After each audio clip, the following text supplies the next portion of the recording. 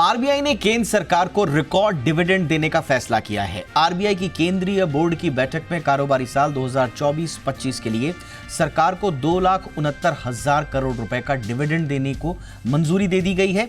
ये पिछले कारोबारी साल यानी कि 2023-24 के मुकाबले 27% ज्यादा है। पिछले साल सरकार को आरबीआई ने 2,10,000 करोड़ रुपए का डिविडेंड दिया था। इस फैसले से केंद्र सरकार को मजबूत कमाई हासिल होगी। जाहिर सी बात है, पैसा आएगा और इससे डेवलपमेंट प्रोजेक्ट्स और जो सामाजिक कल्याण की योजनाएं हैं उनके लिए थोड़ा सपोर्ट मिलेगा, वित्तीय संसाधन बढ़ेंगे। इसके साथ ही आरबीआई ने वित्तीय घाटे का जो लक्ष्य 4.8% से घटाकर 4.4% भी कर दिया है। तो इसका मतलब क्या है, इस बड़े डेवलपमेंट का इसका पूरा एनालिसिस समझने के लिए हम खास मेहमान का रुख करेंगे। अजय बग्गा सर हमारे साथ जुड़ चुके हैं, जाने माने market expert. Good evening Bagga sir, बहुत बहुत स्वागत है। सर थोड़ा समझाएं आरबीआई के इस बम्पर डिविडेंड का क्या मतलब है सर? बहुत अच्छा है, बहुत वेलकम है। दीपक जी देखें तो बजट में सरकार ने कितना बजट किया था, 2.56 लाख करोड़ आरबीआई से, पब्लिक सेक्टर बैंक से और बाकी government financial institution PFC RFC वगैरह जो हैं, जो सरकारी ओन्ड इंस्टीट्यूशंस हैं, उनके द्वारा। तो 2.56 लाख करोड़ सबका मिला के था। और ये जो आया है 2.69 लाख करोड़ का डिविडेंड, तो ये तो उससे भी ज्यादा हो जाता है। और लगभग 35,000 करोड़ बाकी इंस्टीट्यूशन से अभी आना बाकी है। तो 40 से 50,000 करोड़ एक्स्ट्रा सरकार की जेब में आ गया इस साल के लिए। अब इसको किस तरह से सरकार यूटिलाइज करते हैं, इस्तेमाल करते हैं, ये बहुत इंपॉर्टेंट रहेगा। बट ये लीवे देता है सरकार को, तो फिस्कल डेफिसिट घटा सकते हैं। दूसरा, बोरोइंग कम कर सकते हैं, जो हम हर साल पैसा उठाते हैं, क्योंकि हमारी आमदन कम है और खर्चा ज़्यादा है, तो जो सरकार को करना पड़ता है उसमें कम कर सकते हैं। और तीसरा, इकोनॉमी को भी ये सुदृढ़ करता है, क्योंकि एक निवेशक ये देखेंगे कि सरकार के फाइनेंस अच्छे हैं। दूसरा जो बहुत अहम बात है, लिक्विडिटी आती है। तो आप देखिए, जब से संजय मल्होत्रा गवर्नर बने आरबीआई के दिसंबर से, मल्होत्रा साहब ने लगभग 8.25 लाख करोड़ इकोनॉमी में लिक्विडिटी डाली है, जिसका बहुत असर पड़ा है कि हमारे यील्ड्स नीचे गए हैं गवर्नमेंट के बॉन्ड्स के, और बैंकिंग सिस्टम में अच्छी लिक्विडिटी आई है। तो लिक्विडिटी ऑक्सीजन का काम करती है मार्केट्स के लिए।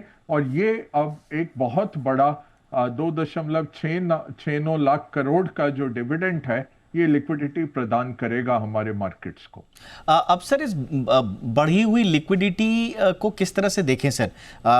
कुछ जो अर्थशास्त्री हैं वो ये कहते हैं कि ज़्यादा लिक्विडिटी के बावजूद अगर सरकार समझदारी से इसको खर्च करे, जैसा कि आपने भी कहा, तो ये इन्फ्लेशन पर भी नियंत्रण रखने में मददगार हो सकती है। लेकिन दूसरा जो स्कूल ऑफ थॉट है वो ये कहता है कि इतनी बड़ी राशि सिस्टम में आ रही है तो उससे इन्फ्लेशन का क्या होगा, एसेट बबल्स में वृद्धि तो नहीं होगी। ख़ासतौर से अगर हमारी मौद्रिक नीति अगर उसमें अगर अच्छा समन्वय नहीं है तो कुछ खतरे भी हो सकते हैं। थोड़ा इसका एनालिसिस दीजिए सर। नहीं, आप ये नहीं होगा दीपक जी। और देखें तो आरबीआई ने सोमवार को अपना आखिरी ओएमओ किया था, और उसके बाद उन्होंने कोई प्लान नहीं दिया है ओपन मार्केट ऑपरेशंस, जिसके द्वारा आरबीआई लिक्विडिटी प्रदान करती है मार्केट्स को। तो लिक्विडिटी दिसंबर में 3.5 लाख करोड़ दिन बर दिन बैंक्स के पास कम लिक्विडिटी थी, तो बहुत टाइटनेस आ गई थी मार्केट में, क्रेडिट मिलना मुश्किल हो रहा था। धीरे धीरे संजय मल्होत्रा साहब ने इसको पॉजिटिव लिक्विडिटी कर दिया, सरप्लस में आ गई है लिक्विडिटी। आरबीआई के पास 3-4 हथियार होते हैं जिससे वो लिक्विडिटी डालती है। ओएमओस होते हैं, वीआरआरस होते हैं, ऑक्शंस करते हैं, या स्ट्रेट बॉन्ड्स भी खरीद लेते हैं कई बारी। तो आरबीआई ने इस तरह से प्रदान की है लिक्विडिटी। ये पैसा सरकारी खजाने में जाएगा, फिर सरकार 1-1.5 महीना लगाएगी एटलीस्ट इसको खर्च करने में। तो जुलाई तक ये पैसा मार्केट में लौट के आएगा। डिफरेंट वेंडर्स को पेमेंट, सरकारी payments, pensions, salaries, interest payment सरकार के, उस दौर से निकल के ये पैसा आएगा। ये क्या कर देता है सरकार के लिए कि मई में ही आपको इतना बड़ा एक इनफ्लो मिल गया। अब आपके पास पूरा साल है खर्चने के लिए, तो आप ये नहीं देखेंगे कि टैक्स से रेवेन्यू आए और फिर मैं खर्चा करूं। आप सीधा ये आपका जेब भारी कर देता है खर्चे के लिए। तो इन्फ्लेशन का इम्पैक्ट तो नहीं दिखता है, क्योंकि आरबीआई बहुत मुस्तैद है। इन्फ्लेशन मॉनेटरी तौर पे इन्फ्लेशन ना आए, खाद्य पदार्थों वगैरह से आ सकती है, वो सीजनलिटी रहती है, बट काफ़ी नीचे ले आए हैं इन्फ्लेशन को, 3% के ऊपर के लेवल्स पे ले आए हैं इन्फ्लेशन को आरबीआई। तो यहाँ से ये लिक्विडिटी बहुत पॉजिटिव है, और आरबीआई अपने ओएमओज और बाकी जो ऑपरेशंस थे लिक्विडिटी मैनेजमेंट के, उन पे अब थोड़ा सा वो कस देगा कि ये पैसा खर्च के सरकार से निकल के आ जाए सिस्टम में, तभी हम नई लिक्विडिटी लाएंगे। बाकी ये पैसा मार्केट को या सरकार के खजाने को बहुत लिक्विड कर देता है। तो अच्छी बात है, 40-50 हजार करोड़ ज्यादा आए हैं। अगर आप सीधा इसको खर्चे ना, तो 4.2% आप फिस्कल डेफिसिट को नीचे ला सकते हैं, या डिफेंस में, कैपेक्स में इस तरह से लगा सकते हैं। तो ये सरकार को थोड़ा एक खुला हाथ मिल जाता है कि जेब आपकी भारी है और आप खर्चा कर सकते हैं। मैं सर इसी पे आ रहा था, जो आपका आखिरी पॉइंट था। दरअसल मेरा आखिरी सवाल भी यही है। एक तो इससे एक अच्छा संकेत क्या मिल रहा है कि सरकार और आरबीआई का जो संबंध है उसमें हम एक स्थिरता देख रहे हैं, तो ये एक अच्छी चीज़ है। नंबर 2, अब गवर्नमेंट के पास सर अब पैसा है, सरप्लस पैसा है। आपकी नज़र में इस वक्त जितने पास्ट में और प्रेजेंट सिचुएशंस में जो हमारे पेन पॉइंट्स रहे हैं, गवर्नमेंट को अपनी स्पेंडिंग, इस पैसे के खर्च का अब क्या हिसाब किताब करना चाहिए? कहाँ प्रायोरिटी सेक्टर्स होने चाहिए और फिर कहाँ बाकी के लिए बाद में रखना चाहिए?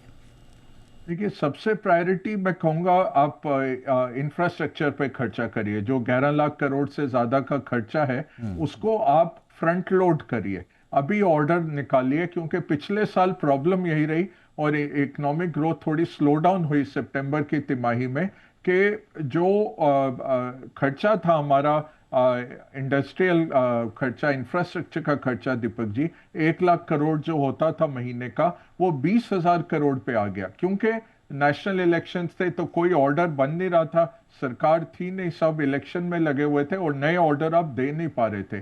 तो मार्च, अप्रैल, मई, जून, जुलाई, ये 5 महीने हमने बहुत मिस कर दिया अपना इंफ्रास्ट्रक्चर स्पेंडिंग। फिर नवंबर दिसंबर में टेक ऑफ हुआ, तो ये अब सरकार को अलाउ करता है, अगर 11 सवा लाख 11 का